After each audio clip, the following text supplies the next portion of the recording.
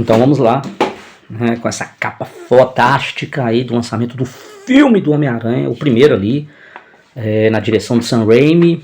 Tem umas curiosidades legais nessa aqui, tá? Com um elenco também assim muito bacana para a iniciativa, né? Tom Maguire, Willem Dafoe, Kirsten Dunst, dentre outros. A edição da Herói é histórica, primeiro porque tem uma aranha na capa, e isso já é um momento histórico para todo mundo que curte quadrinhos e filmes de ação em geral.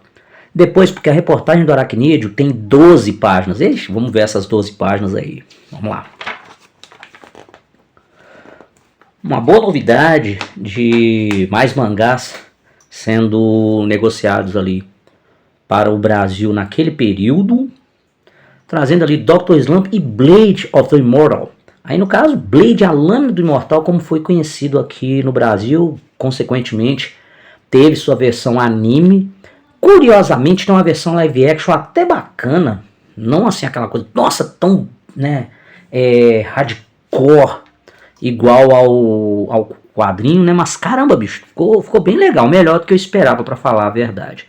E aqui falando, né, que apenas alguns detalhes separam você de mais 2 super mangás Conrad, né, o Dr. Slump e Blade of the Immortal. Ainda não tem data definida, mas essa notícia já é mais do que oficial, ou seja, aconteceu. Eu cheguei a ler alguns mangás do Blade, cheguei a ler alguns mangás também de Dr. Slump, eu ria demais com Dr. Slump, e o traço do Blade era uma coisa muito bacana. Para quem realmente curtia Vagabond, com certeza iria gostar também do traço. Digo que em alguns pontos ali, em questão de arte, tá até superior a de Rurouni Kenshin, mas não em questão de história nem nada. E eu gosto muito do mangá de Rurouni Kenshin, mas o Blade estava bem legal. One Piece no cinema, gente, olha só, isso era ali 2002, tá? Ali, mas o One Piece só no cinema, olha só. Enquanto você está lendo a segunda edição de One Piece, os japoneses estão indo ao cinema assistir as aventuras do pirata Luffy, o reino de Choppa, na Ilha dos Monstros Raros. Cara, é bem assim, o Choppa aqui, eles colocaram Choppa, pela forma como lê, porque é Chopper. O nome do personagem, tá aqui, ó, Tony Chopper, é a reninha, né? Aqui, ó, o médico da tripulação. E caramba, o anime, só lá no Japão, ele é desde 1999, só isso. Então, realmente, até chegar aqui no Brasil e ter essa febre toda, como no japonês, a gente ficou de ver algumas coisas só mais pra frente. E vale a pena, gente, assim como o Dragon Ball, acho que até mais, né? One Piece tem filme pra caramba. Tem muito filme bom. Uns bons, uns mais ou menos, uns ali só pra encher linguiça e tal. Mas o Red, por exemplo, que saiu acho que há uns 2, 3 anos atrás, o Red foi sucesso absoluto, dentre outros, logicamente. Fodástico ali de bilheteria, arrebentando ali, batendo frente a frente com muitos sucessos do universo Marvel, dentre outros, cara. E eu recomendo muito, muito, muito esse filme do Red, tá? E aqui, no caso, bem lá atrás, o Reino de Choppa na Ilha dos Monstros Raros. Vale a pena, viu, galera? Aí, falando do Cubix no ar, aquela animação coreana de robozinhos, ali no caso, passando no Nickelodeon, tá? 2 torres à vista, a sequência promete. Os fãs de Tolkien estão se animando. Já começaram a circular na internet as primeiras imagens do Senhor dos Anéis e as 2 torres. Falando na trilogia, O Senhor dos Anéis e a Sociedade do Anel não se deu tão bem no Oscar quanto todos esperavam, ficou apenas com 4 estatuetas. Realmente, mas teve premiações bacanas. Agora a gente bem sabe que o arrebentar disso tudo deles no Oscar foi com o Retorno do Rei, né? Que mais pra frente a gente fala mais um pouquinho, beleza? Star Wars Triunfal, está chegando a hora de assistir ao épico. Quando vimos o novo trailer aqui na redação, o queixo caiu e nos deu a certeza de que Star Wars Episódio 2, Ataque dos Clones, vai ser detonante. Muitas cenas sensacionais de ação, visual espetacular e nenhuma mísera cena com o maldito Jar Jar Binks. Sacanagem, né, velho? Mas com toda certeza o Ataque dos Clones, o filme 2 ali da trilogia, excelente, muito bom. E tem cenas com o Jar Jar, assim, viu? Mas a gente vê isso aí só depois que tá assistindo o movie, tá bom? Sacanagem. Pesquisa Herói, perguntamos qual a sequência cinematográfica mais aguardada, e o Senhor dos Anéis estava ali liderando com 42%, Harry Potter e a Câmara Secreta, Star Wars ainda estava em terceiro, em Matrix Reload, X-Men e Homens de Preto logo em seguida. Ela vive, gente. Eu acho esse filme muito legal. Prefiro 1000 vezes, logicamente, o livro, mas o filme ficou bacana. Ficou bom pegando essa mitologia ali da escritora Anne Rice, perdão, a mesma ali, criadora das crônicas vampirescas ali, que tem entrevista com o vampiro, tem a Rainha dos Condenados, tem um Ladrão de Corpos, tem um tanto de livros mostrando mais esse universo criado pela Anne. Agora aqui falando especificamente sobre um filme, tá, baseado ali depois do Tom Cruise, mostra as aventuras de Le Sade Le Queue. Nossa, esse francês mesmo é uma porcaria, tá? Ali no caso, de volta em cena. Após passar um repouso ali na sua tumba, ele desperta e decide ser um astro do rock para realizar um desejo antigo, revelar nas letras de suas músicas os segredos dos vampiros e, por tabela, provocar a ira dos seus semelhantes. Galera, eu não sei se vocês já viram ou ouviram falar da série da Prime ali do Entrevista com o Vampiro, que teve já 2 temporadas. Ela tem umas diferenças, ao mesmo tempo que ela tem umas diferenças grotescas em relação aos livros, ela tem muita coisa ligada também, sabe, para fazer aquela adaptação para uma nova mídia. E eu acredito que essa 3ª temporada, que já foi confirmada, tinha saído até um teaser, é justamente pegando esse período com Lestat aí sendo um astro do rock. Mas antes disso aqui, na versão de 2002, que estava para sair no cinema em maio, mostra ali, gente, que surge a Caixa, a rainha mãe dos sugadores de sangue. Ela tira proveito da confusão armada por Lestat para ficar mais poderosa. Tudo às custas de pobres coitados que querem mais curtir um som. E aqui no caso, a Ayala, ou Ayla, o nome dela, acho que é Ayala, alguma coisa assim, ela foi atriz, cantora, ela morreu num trágico acidente de avião em agosto do ano passado, ou seja, de 2001, já tinha feito a cena, já tinha gravado, já tinha filmado esse filme. Ela foi vista, gente, também num outro filme que eu acho muito legal do Jet Li, que é o Romeu Tem Que Morrer. Foi, acho que até o primeiro filme que eu vi dela. Nunca, falar a verdade, assim, peguei muito da obra dela como cantora, né? Mas ela mandou bem, ela marcou bem o cenário ali nesses 2 filmes, né? Infelizmente, ali, como já falado, ela faleceu, mas o filme vale dar uma conferida com certeza, principalmente para você que gosta aí do universo de Anne Rice. E tem a participação do Vincent Pérez, um ator conhecido do filme O Corvo 2, Cidade dos Anjos, que faz ali sua participação também. Vale a pena, viu, galera? O livro, nossa, parem aí, vão ler as crônicas vampirescas de Anne Rice, galera. Maratona Aracnídea, prepare o videocassete. Pegando uma carona aí da Aracnomania, galera. A Aracnomania é ótimo, né? A Fox Kids preparou para o dia 4 e 5 de maio uma maratona de desenhos do Cabeça de Teia. Irão ao ar episódios do Homem-Aranha e seus amigos incríveis, ali mostrando novela meio-dia, Mulher-Aranha, Homem-Aranha Sem Limites. Justamente é isso que aparece aqui, ó. Mas embaixo, Klingon virou diretor de X-Men 1 e 2, faz uma ponta aí, galera. Ó. Aqui o Michael Dorn, o Klingon Wolf de Next Generation, vai dirigir um episódio da Enterprise, a série que teve o Scott Bakula como o Capitão Archer, a nova série ali, né? O cara tem uma experiência porque já dirigiu alguns episódios da Deep Space Nine, que ele também participa em Deep Space Nine, e VIP, se eu não me engano, aquela série da Pamela Anderson, que eu não vi nada dessa série. E Bryan Singer, diretor dos filmes do X-Men, fará uma ponta em Nemesis. Nemesis, gente, é o filme 10, é o 10º filme da franquia de Star Trek, ok? Justamente falando aqui, o Patrick Stewart, o Picard, Professor X, também confirmou o boato. Quando eu disse ao Rick Berman, produtor executivo de Nemesis, que eu poderia convidar Singer para visitar o set, ele teve a ideia de uma participação especial. Cara, eu achei isso muito bacana. Mais em cima, outra obra muito foda e vale a conferida do J. Michael Straczynski, Jeremiah. E aqui mostrando, na época, o ator de Barrados no Bairro, Luke Perry, né, ali fazendo um papel inspirado em uma história em quadrinho belga, escrita por Herman Huppen. A adaptação para a TV é de ninguém menos, como já falando aqui o nome dele, né? Sendo criador ali do Rising Star e Babylon 5. E atualmente, naquele período, perdão, ele estava escrevendo ali, roteirizando os quadrinhos do Homem-Aranha. A série mostra Jeremiah Luke Perry num futuro apocalíptico quando um vírus ataca toda a população adulta do mundo. Apenas jovens sobrevivem e têm que se virar para continuarem vivos.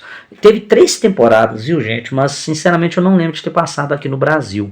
Eu ouvi algumas coisas assim tal, mas mais em revista também. Mas ela passar aqui na íntegra e tudo mais, sinceramente, eu não acompanhei. Mas vou dar uma conferida, viu? Porque falou que é de Michael Straczynski, que eu gosto de dar aquela moral, porque eu acho as obras dele muito legais. Fantasma de Volta, o espírito que anda ganha novo gibi. Acabou de sair nos Estados Unidos na revista The Phantom, The Ghost Killer. A edição é uma nova tentativa de fazer o fantasma retornar à vida no mundo dos quadrinhos. Uma pena, né, cara? Os traços falando de acordo aqui não estavam lá aquelas coisas, não. Agora, esse verso aqui eu achei muita sacanagem. É só verso zoeira, né, cara? Uma foi do Conan contra a Feiticeira. Agora, Kamen Rider pegou o Kuga contra o Duende Verde. E aí tem aqui, ó, sobre veículo, né, o jato morcego, a motoca envenenada, armaduras inspiradas em um duende, um besouro, inimigos, Homem-Aranha e típicos monstros de borracha, poderes, força e habilidades um pouco acima da média, Rider Kick, cara, Kamen Rider a gente sabe, pra quem é fã do Tokusatsu, que é muito mais do que isso, né? E armas, abóboras explosivas e morcegos lâminas do duende, enquanto do Kamen Rider eles colocaram espada, às vezes. Pois é, porque às vezes, daquele período principalmente, você só podia pegar ali o Kuga e o próprio RX, né, que usava Metário, né, na versão aqui em português. Agora, pelo menos tem uma coisinha aqui, ó. O vencedor é o Duende Verde. A ideia era colocar na arena 2 personagens com armaduras bizarras. O Duende leva melhor. Tudo bem, a armadura do filme não convence, mas os anos de luta contra um inimigo tão poderoso rendeu a Norman Osborn a experiência necessária para pegar o besourão de jeito. Mais ou menos, porque a gente sabe que no quadrinho o Duende não é uma armadura assim, né, galera? Mas enfim. Luke Cage, Homem de Aço da Marvel, volta a detonar. Max é o selo para histórias mais violentas e nervosas do universo Marvel, que tem como novo lançamento o próprio Luke Cage. E aqui ele não usa uniforme. No caso aí ele só tá de roupa normal, óculos escuros, Walkman e nem quer saber de super-heróis.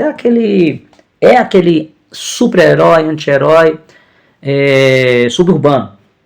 Aquele que tá ali mais para ajudar a galera ali, principalmente a galera mais em regiões marginalizadas, né, que não é tão vista para as demais autoridades. O Luke Cage ali estava arrebentando, ajudando a comunidade. Eu lembro muito quando eu vi as histórias em quadrinhos dele quando criança. Eu li bastante Luke Cage na época, aquele Black Power, aquela tiara que ele tinha, que eles fazem até uma referência, né, à primeira temporada dele, que tinha saído na Netflix. Perguntamos qual anime você mais quer ver em 2002, a resposta foi Dragon Ball GT. Aí veio depois Slayers, Gundam, Yu-Gi-Oh! E Hantaro. Galera, eu vou falar a verdade pra vocês, isso aqui muito pela hype, né? Mas quando falaram de trazer o Dragon Ball pra Globo, trazendo ele assim na íntegra, o GT poderia esperar com toda certeza. Eu não tava muito na hype não, pelas coisas que eu já tinha lido, né, do GT e tudo mais. Logicamente que eu assisti, mas eu tava muito mais curioso com Gundam e Slayers. Planeta Web, você não pediu, você não exigiu, você não estava nem aí. Mesmo assim, a gente achou que deveria fazer uma lista com sites em português sobre animação japonesa disponíveis na rede. Então curta aí. E tem muita coisa boa, viu? Cavaleiros do Zodíaco, Dragon Ball, New Genesis Evangelion, Yu Yu Hakusho, Samurai X, Sakura Card Captor, Pokémon, Sailor Moon, Dragon Ball, Patrulha Estelar. Esse eu faço questão de falar todos. Zillion, maravilhoso, Digimon, Tenshimuyo, Super Campeões, Guerreiras Mágicas de Rei Earth, Robotech, Macross melhor, tá? Medabot, Corrector Yui, El Hazard e o Street Fighter, cara. Muito bom, muito bom. Muitas opções bacanas, tá? Eu sou um pouquinho mais velho, né, e tal. Bicho, Zillion e Patrulha Estelar pra mim, fodástico. Das coisas legais, uma aranha movida ali a controle remoto, um microscópio digital, um monitor para você levar junto com o seu GameCube para todos os lugares, e tinha como você usar a bateria carregável no automóvel, tá? Que é justamente aqui também um Jeep do zero aqui, gente, é um figure, né, um carrinho do Recruta Zero ali, baseado na animação do Recruta Zero, saudoso Recruta Zero que eu assistia também, sempre que passava na TV na minha infância, cara, muito bacana. E aí começamos a invasão aracnídea, ó. Você está prestes a assistir a uma das produções mais esperadas de todos os tempos. Contamos tudo o que você quer saber e o que não quer também. Realmente, estava num hype muito forte, finalmente trazerem um Homem-Aranha para as telonas, assim como aconteceu com X-Men, Batman, ali de 89, né, na época, mas aqui nós estamos em 2002 e aí, gente, veio finalmente, apesar dos pesares, umas ressalvas e tal, o filme foi muito bem recebido, cara. Aqui mostrando já o Tobey Maguire, né, na pele do Peter Parker. Okay? Ele aqui com o uniforme ficou legal pra caramba, mas sem os disparadores, bicho, xinguei pra cacete. Mas enfim, vamos lá, né? Tá de boa, sem problema, vamos lá. Aí no caso mostrando também outras pessoas dentro do elenco, que é da esquerda para a direita o Harry Osborn, tá? O William Dafoe, a Kristen Dunst, o Tobey, o set da filmagem, aqui ele com a tia May, lá no hospital. Tem um período no filme que vocês lembram, né? Que o Osborn descobre que o Peter é o Homem-Aranha e ele faz maior terror com a tia May lá, cara. Manda ela pro hospital. Não. Quem é quem? Tobey Maguire, Peter Parker, Homem-Aranha, mostrando qual o personagem da Kristen Dunst, que é a Mary Jane, tá? Mostrando aqui em paralelo os personagens nos quadrinhos. Entra o Sam Raimi aqui falando, gente, que o Sam Raimi não era nem o diretor favorito para esse projeto. Já estava ali, ó, já tinha a história feita, umas 200 páginas pelo próprio James Cameron. Mas ocorreu muitas situações em questão de as empresas que detinham o direito de alguns personagens e tudo, geraram um tempo em excesso, cara, que ele teve que sair fora. E na hora das procuradas lá, o Sam Raimi ainda não era nem o titular, mas acabou que conseguiu tão sonhado posto ali de diretor, porque, cara, quando eles ligaram pra ele, né, falando que ele tava dentro, ele ficou assim, pô, achou uma animadaça, ele até escreveu aqui, ó, foi fantástico. E pra o Sam Raimi, assim, no caso, cara, tirando as ressalvas que eu já falei, não vou falar aqui de novo, mas vocês já sabem, o filme ficou bacana, Aqui o ator J.K. Simmons, J.K., pessoal, né? Não é JJ não, mas ele interpreta justamente ali, ó, JJ Jameson, chefe do Peter. O cara ficou igualzinho ou o que, cara? Ficou bacana. E ele tem uma participação dentro do próprio universo ali do Aranha de Tom Holland, que ele tá lá também, cara. Agora, o William Dafoe como Duende, bicho, ele caiu assim como uma luva, velho. Ali na época ele tava completando 46 anos, tava para completar 46 anos em julho. Muito experiente, trabalhou em vários filmes, entre eles ali, ó, Arroz de Fogo maravilhoso, é ele e o Michael Paré, cara, filmaço, uma fábula do rock and roll. Velocidade Máxima 2, o filme é ruim pra mim, mas ele tava bem no papel. Platoon, ele tava ótimo. A Sombra do Vampiro, mais ou menos. O Paciente Inglês, ok, e muitos outros, cara, tem o também do Santo dos Assassinos, tem ele, logicamente veio bem depois, né, gente, que eu tô falando. Aqui mostrando ele do Duende, o Sam Raimi aqui trocando as ideias com a Kristen Dunst ou o Tobey, ou então o dublê, né, com a roupa do Aranha para fazer as cenas aqui, tá? Mas, cara, cheio de curiosidade, bacana demais. Desafio para um Superman, cara, que era justamente falando um pouco mais da produção, a chegar à estrutura que o filme pôde oferecer, né? Igual falando no início ali, ó, não deve ser nada fácil fazer um filme dessa magnitude. Por onde se começa? Quando ainda não havia sido escolhido, pensei que tudo bem, mesmo porque não tinha a menor ideia de como faria o filme, disse o Raimi. E eu lembro vocês aqui, essa é boa falar, que uma das cenas iniciais do filme, das filmagens e tal, ela foi mudada devido ao atentado de 11 de setembro de 2001, que era uma cena do Homem-Aranha parando um helicóptero com uma teia enorme entre as duas torres. A cena com certeza ficou bem legal, mas para o contexto da situação na época é muito compreensível, tá? Avalanche de novidades, com a chegada do filme aos cinemas, um monte de produtos com o Homem-Aranha vai invadir as lojas, e aí tem brinquedos, tem videogame, né, cara, um tanto de coisa, com toda certeza. Aqui o famoso beijo de cabeça para baixo, que já foi zoado até pelo Jack Black. Mais um pouquinho aqui falando sobre alguns cuidados em relação à produção. Aqui, ó, falando justamente da teia. Essa desculpa para a época eu achei, foi a que eu achei mais ridícula, na minha opinião, tá? Principalmente porque isso faz parte da essência e da origem do super-herói. Você joga algo que descaracteriza ele para outra mídia, isso é questão pessoal, eu acho um erro. E essa coisa aqui da teia, tá? Eu achei um erro. Continuo achando, para falar a verdade, tá bom? Mesmo porque as outras duas produções seguintes, do Andrew Garfield e do próprio Tom Holland, que eu também não sou muito chegado a como eles desenvolveram esse Homem-Aranha do universo Marvel, porque ele tem todas as características, todos os trejeitos do Miles Morales, né, do outro Homem-Aranha ali do quadrinho. Tem muita coisa que acontece com o Miles, um tanto de coisa que aquilo ali eles pegaram e transformaram em Tom Holland. Aquilo ali eu não gostei. Em contrapartida, pelo menos fizeram ótimos filmes de animação do Homem-Aranha no Aranhaverso com o Miles, cara. Porque eu acho que foi sinceramente, para dar uma balanceada nisso aí. Porque muita coisa aqui do Holland que eu vejo ali, eu falei, não. Além de estar muito descaracterizado um tanto de coisa, né, eles pegaram essa ideia do Miles. Mas enfim, isso é coisa de produção e tal, né? Eu, como fã, eu tenho todo o direito de achar legal o que eu percebi e não achar também, assim como vocês, correto? E essa parte aqui da teia, infelizmente, foi bem nessa parte. Aqui mostrando o Aranha das histórias em quadrinhos, mostrando muitos aqui, ó, o próprio Aranha de 2099 do Miguel O'Hara, que tem uma participação no segundo filme do Aranhaverso, aqui as várias faces, né? Quando o Peter usava o uniforme negro, ele que era do simbionte. Okay? Tem várias versões aqui, o Unlimited também, o Sem Limite, dentre outros, cara. Sim, o meninão nasceu no gibis e por isso agora a gente fala desse assunto. Porra, sério, velho? Não, eu não acredito que ele não nasceu nos Pará. Aí é sacanagem, né? Que é realmente para quem não sabia, para quem de repente estava descendo no planeta Terra naquele período, não sabia de nada. Eita, eu zoei demais quando vi isso aqui.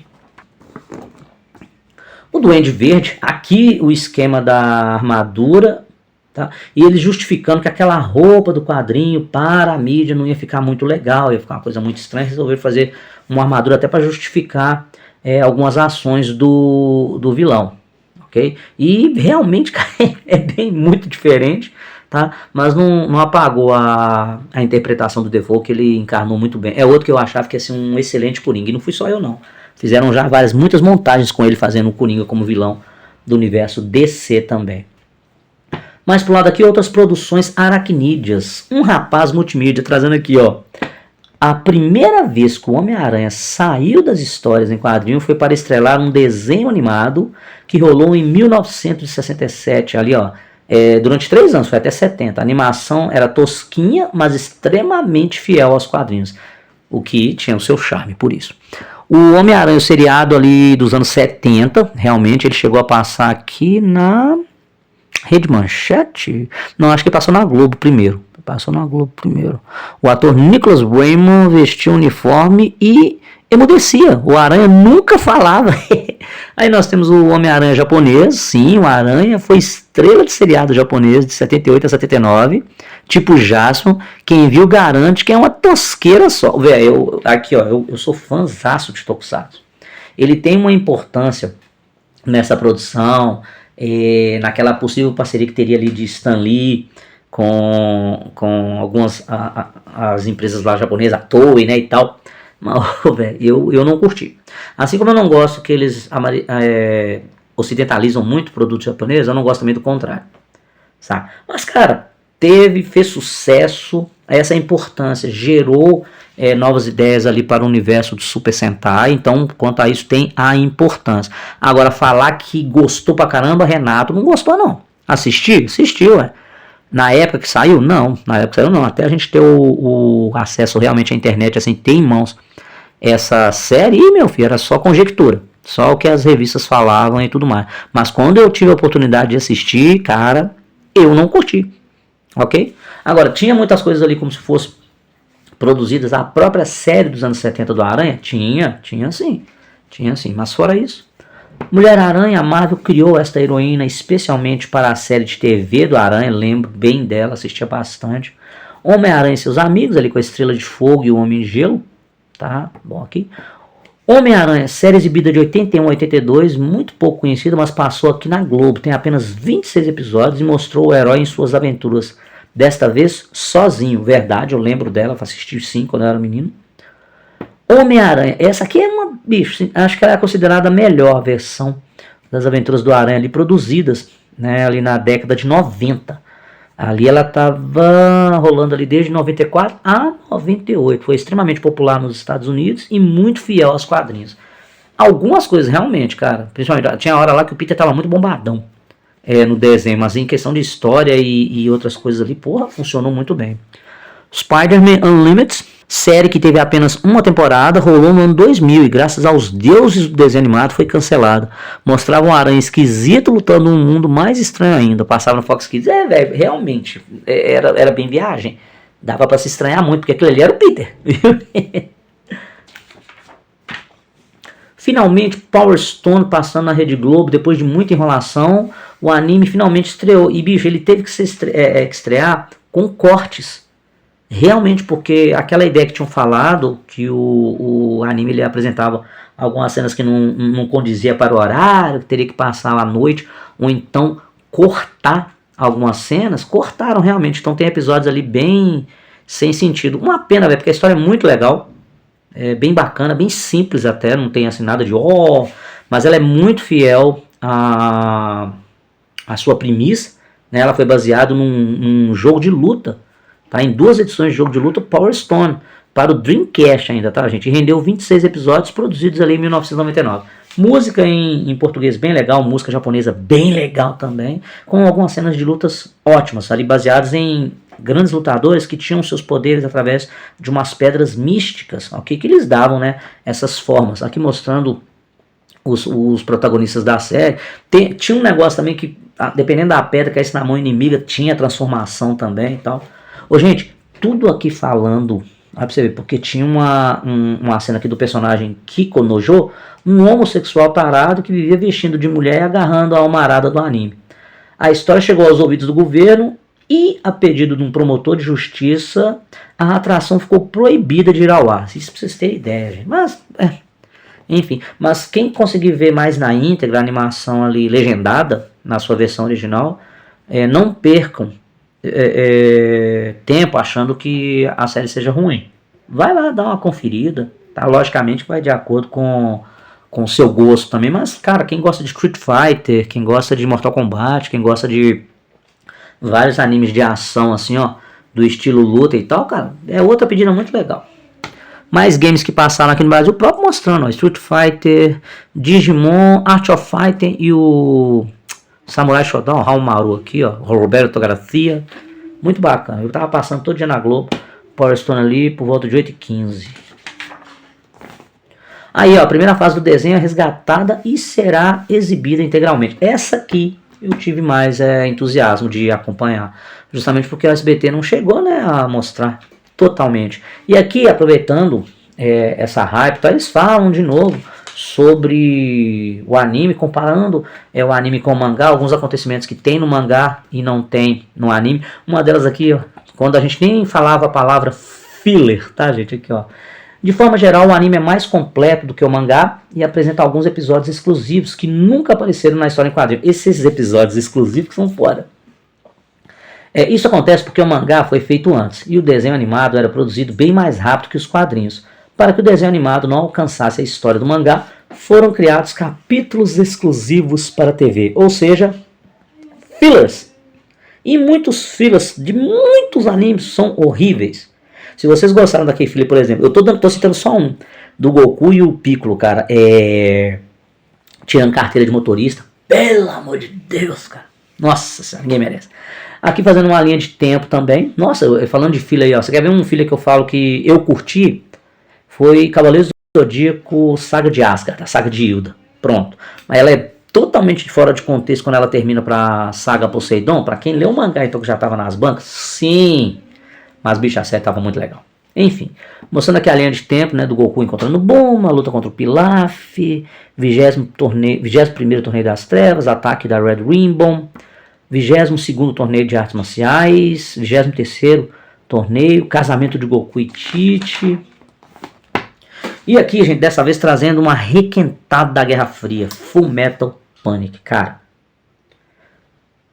Conheço pelo menos assim, ó, tem Fullmetal Panic, Fullmetal Panic Second Reich, Fullmetal Panic Fumofu, e tem o Fullmetal Panic, acho que é Invisible Strike, acho que foi o último que saiu. Agora, esse aqui que é a primeira, né, a primeira versão, é muito bacana, ela é bem séria, ela é de mecha, tá? Tem umas histórias dentro dela bem legais ali desenvolvidas, cenas de ação com os robôs ótimos, tá? E um contexto histórico para a obra também muito bem encaixado, aproveitando realmente muita coisa de referência à Guerra Fria e tudo mais, numa terra paralela, tá? Fullmetal Panic tem uma equação de Pet Labor, mais a Força em Alerta, mais o Guarda-Costa, mais Kareshi Kanojo no Jijo. Aqui é o Karekano, tá, gente? É porque tem seus momentos ali de romance, tá? Ação ininterrupta, ok? E pega pra capar mesmo. Agora, vocês querem rachar de rir, mas rir muito com ele mesmo, é na versão Fullmetal Panic Fumofu. Cara, aquele é zoeira, mas é uma zoeira tamanha, que é difícil demais você conseguir ficar sério em cada episódio mostrado. Mas a parte das versões sérias, é um show à parte, em visual, tá? Em ritmo, que vale demais a conferida. Superboy do futuro. Que novidade pode ter a origem do Super-Homem? Todo mundo sabe que ele veio de Krypton, que foi criado por humanos, que sempre teve superpoderes e que se transformaria no maior herói da Terra. Ou seja, é um desafio gigantesco para Smallville. Sim, e aí eles mexeram um pouco na origem. Agora vamos entender essa origem. Ela foi tão descaracterizada? Vamos lá, primeiro ele veio de Krypton, correto? Agora, o que eles trouxeram junto nessa versão é que além dele vir, né, cair na Terra, ele chega junto com uma chuva de meteoros, cara. Ou seja, justamente desses meteoros que vagaram o universo, que eram restos do planeta Krypton que caíram na Terra, gente. Então, o seriado ali ele aborda um efeito que a queda do meteoro teve sobre a população. E mostra também a kryptonita que gerou mutações nas pessoas. E daí, a toda hora, ficam aparecendo sujeitos esquisitos. A origem e a mitologia, como dá pra ver, já foram um pouquinho mudadas. É verdade. Tal. Tem uma parte que eles falam aqui, que na superfície, Smallville, ele tem um formato Dawson's Creek, mas por baixo Twin Peaks. Quem assistiu as duas séries entende, né? Outra mudança foi colocar Lex Luthor como amigo de Clark e tê-lo feito perder os cabelos por causa dos meteoros. Isso aqui foi uma referência, gente, a um dos episódios do Super Amigos, mostrando a história do Super-Homem, que quando ele era Superboy, ele e Lex Luthor se conheceram e viraram amigos. Ele até ajuda o Lex a montar o seu laboratório de pesquisas. Né? O Lex ele se pôs a ajudar também o Superboy nesse episódio, lembrando que acontece um acidente causado pelo próprio Lex no laboratório, com as experiências que ele estava fazendo. O Superboy ele sopra, usa seu super sopro lá para dissolver lá a fumaça, né? dissipar a fumaça e tentar salvar o Lex, só que essa fumaça ela era química e tal, e fez os cabelos do Lex cair. E ali, a partir daquele momento, ele responsabilizou o Superboy.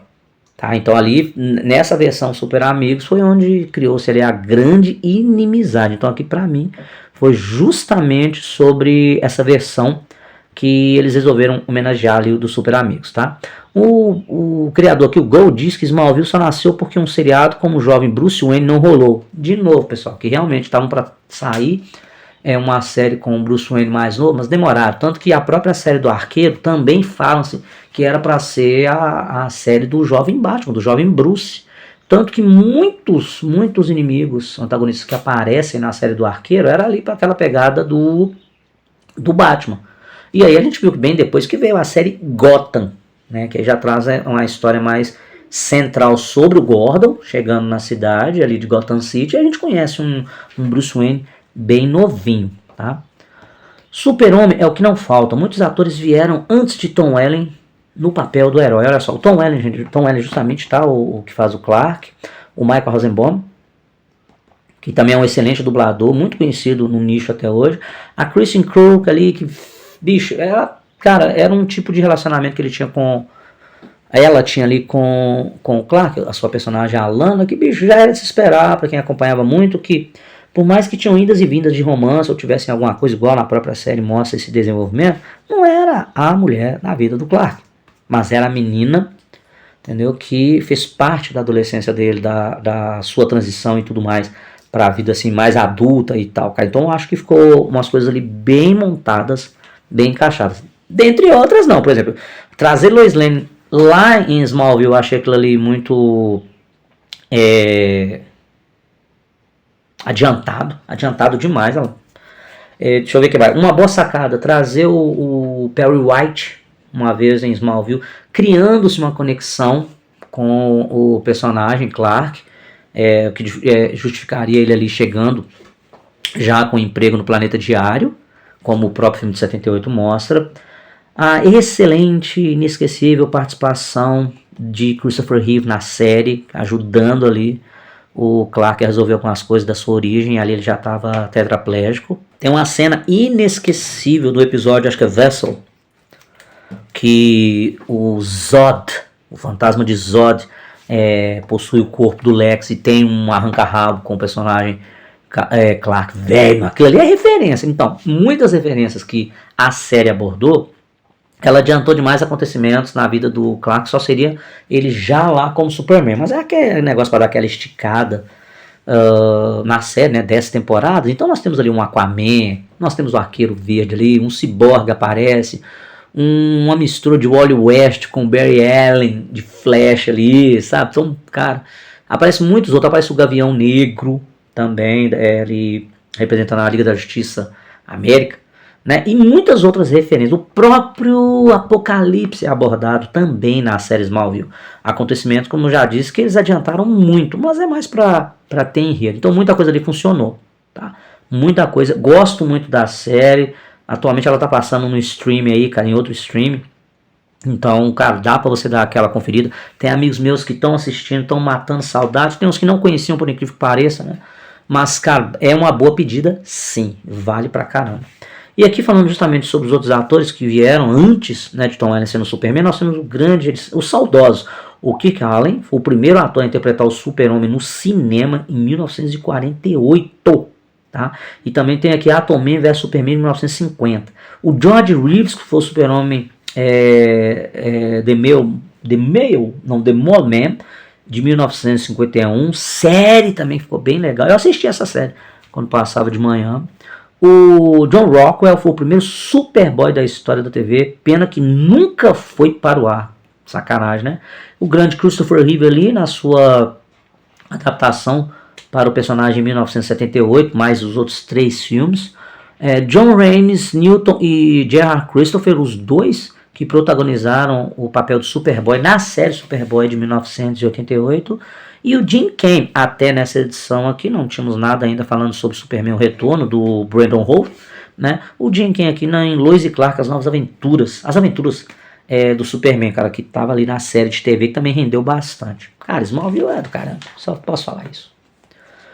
Uma pegada rapidinha aqui sobre a Herói foi investigar a mania que está contaminando os fãs de animação japonesa. O cosplay já estava contaminado há muito tempo, vocês que foram mexer por aí agora, tal assim, viu? Mostrando aqui a Asuka de Evangelion, interpretada pela Michelle Fernandes, e o André Vieira, né, contando aqui um pouco sobre o seu cosplay, o Choran, de Sakura Card Captor, mostrando um pouco das curiosidades para quem gosta de brincar de se vestir, que é justamente o que significa.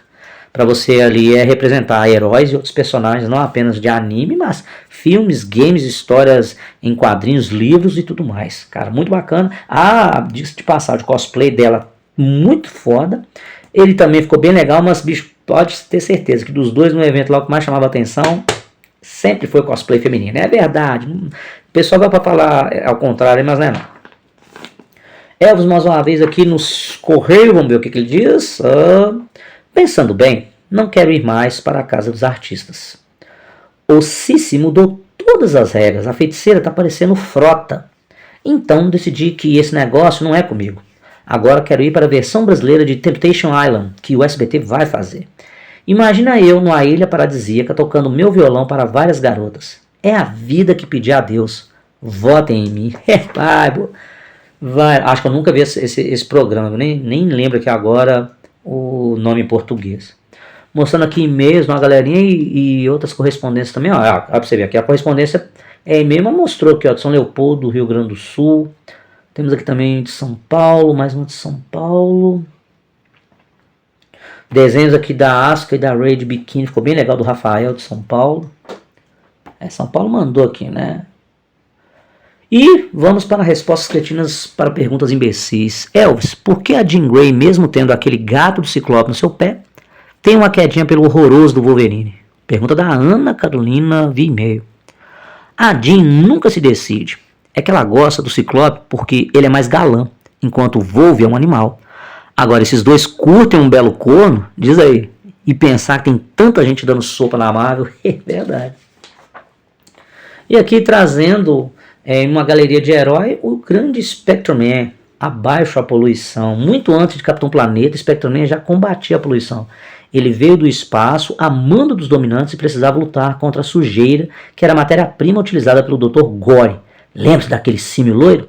Para produzir aqueles monstros grotescos que a cada episódio atormentavam os terráqueos. Cara, a versão mangá também muito legal dele, que saiu ali quase na mesma semana se não na mesma semana, os episódios da década de 70, Spectrum-Man é ali de 71, né? Mas com histórias muito bacanas e, cara, sempre bem lembrado, com muito carinho, principalmente pra galera fã de Tokusatsu, desde quando ele passou ali primeiro acho que foi na Rede Tupi, TV Tupi, depois no SBT, né? Foi quando eu assisti, quando era criança. Um dos meus heróis Tokusatsu, com toda certeza, que eu gosto de lembrar muito ali, pela mensagem, pelas aventuras, pelo visual, tava tá? E vira e mexe, você fica vendo o Asiá aí com um Spectrum mais arrojado, mais modernizado. Mas isso aqui, ó, é o que tá guardado no coração dos fãs. Infelizmente, o ator que o interpretava, já falecido, né, cara, mas era o que fazia o Kenji, muito bem lembrado em todas as rodas de conversas nossas aí, ó, de Tokusatsu. Fechando, galera, então, a revista número 33 da Herói.com.br, com todas essas novidades para a época, ok? Obrigadão. E o vídeo ficou longo. Eu disse que, nossa, eu tento, mas não dá. Tem muita coisa para falar, né, cara?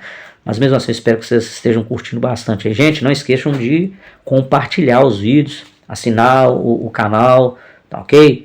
Assinar o sininho aí também, dá aquela moral pra gente, tá? Porque é um tipo de coisa que eu gosto de fazer de fã para fã, muito por hobby, tá? E é muito legal trocar essa ideia. Agradecer muito a galera que às vezes comenta aí sobre a qualidade dos vídeos e esse bom bate-papo, tá bom? Até a próxima então, gente. Um grande abraço aí pro Sensei Otaku Nerd Forever. Até.